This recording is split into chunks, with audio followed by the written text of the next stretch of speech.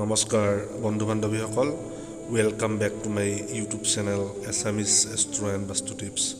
আজিৰ এই ভিডিঅ'টোত মই 2022 চনৰ শনি জয়ন্তী কেতিয়া হ'ব, পূজাৰ শুভ সময় কি আৰু পূজাৰ দিনা কি কি নিয়ম মানি চলিব সেই বিষয়ে আলোচনা কৰিম।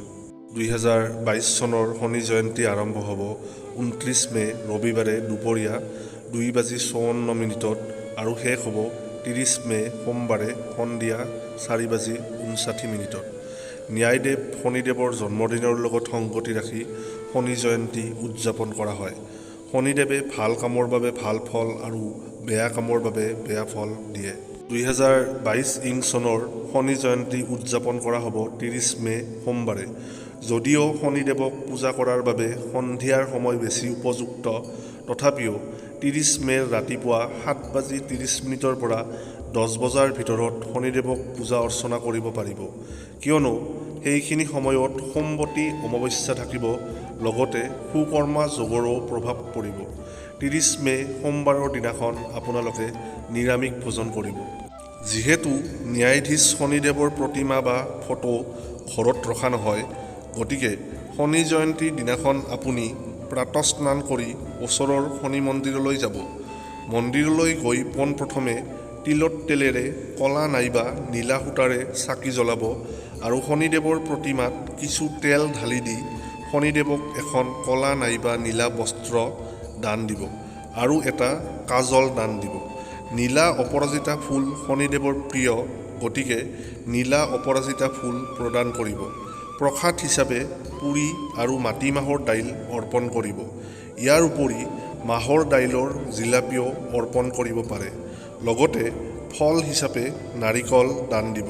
শনি জয়ন্তীৰ দিনাখন জোতা, চেণ্ডেল, ছাতি ইত্যাদি কলা সামগ্ৰী গৰীব মানুহক দান কৰিব পাৰিলে শনিৰ দশা অন্তৰ্দশাৰ পৰা উপশম পোৱা যায়।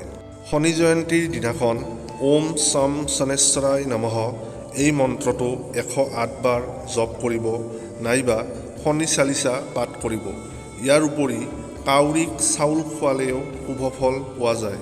শনি জয়ন্তীৰ দিনাখন নিজৰ মুখমণ্ডলৰ ছায়া শ্বেডো অফ ইয়ৰ ফেচ শনিদেৱক দান কৰিলে বিভিন্ন ক্ষেত্ৰত সুফল পাব পাৰি।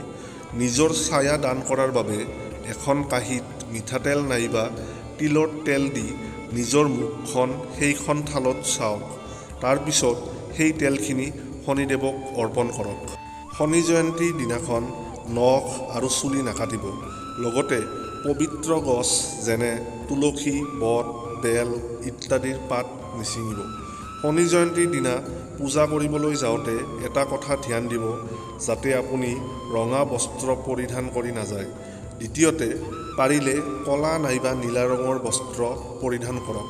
ন্যায়দাতা শনিদেৱে আপোনাৰ জীৱনৰ বিভিন্ন আহুকাল, বিপদ, বেমাৰ আজাৰ দূৰ কৰি আপোনাক শাৰীৰিক আৰু মানসিকভাৱে শান্তি দি নিৰ্বিঘ্নে নিৰাপদে বহুকাল জীয়াই ৰাখক। ওম শম শনেশ্বৰায় নমঃ। ধন্যবাদ।